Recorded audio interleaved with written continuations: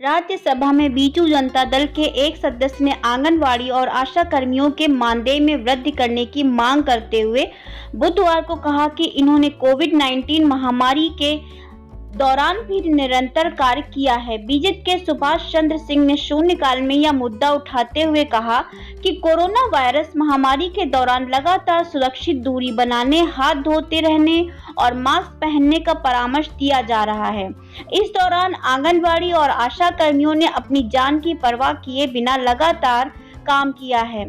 सिंह ने कहा, यह विडंबना ही है कि संकट के समय में भी अथक परिश्रम करने वाली आंगनवाड़ी कर्मियों को मात्र 4,500 रुपए और आशा कर्मियों को केवल 2,500 रुपए का मानदेय मिलता है, जो महंगाई और उनकी सेवाओं को देखते हुए बहुत ही कम है।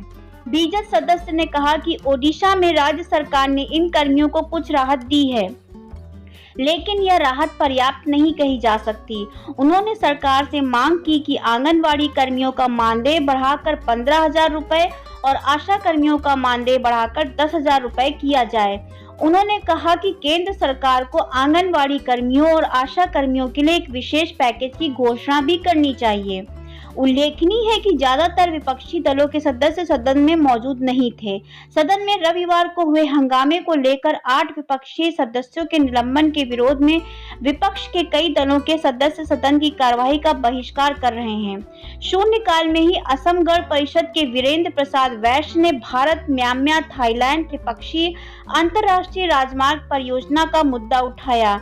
उन्होंने कहा कि यह परियोजना अगर समय पर पूरी हो जाएगी तो पूर्वोत्तर के राज्यों का म्यांमार, थाईलैंड, सिंगापुर और दक्षिण एशियाई देशों के साथ सीधा संपर्क होगा और इससे पर्यटन, व्यापार, शिक्षा तथा अन्य क्षेत्रों में यहाँ के लोगों को लाभ मिलेगा।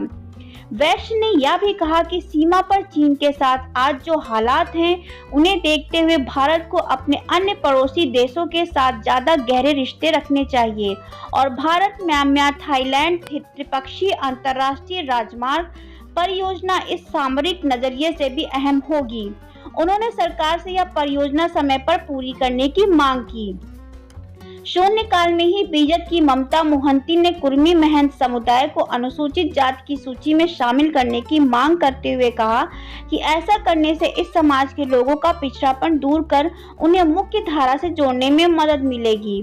भाजपा के डीबी वत्स ने अदालतों में मुकदमा चलने की वजह से परियोजनाओं, खासकर रेल और सड़क परियोजनाओं के वर्षों तक लंबित रहने का मुद्दा उठाया।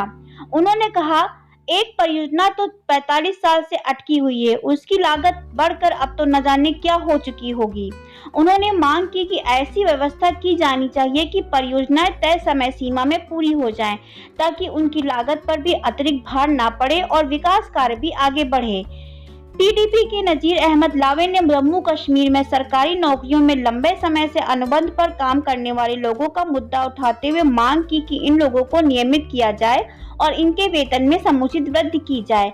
भाजपा सदस्य केसी राममूर्ति ने कर्नाटक में पिछले 3 साल से लगातार बाढ़ आने का मुद्दा उठाते हुए कहा कि करीब 4 लाख हेक्टेयर क्षेत्र में लगी फसलें इस साल बाढ़ से खराब हो गईं और 61 लोगों की जान चली गई और है। उन्होंने केंद्र सरकार से राज्य के लिए विशेष राहत पैकेज की मांग की।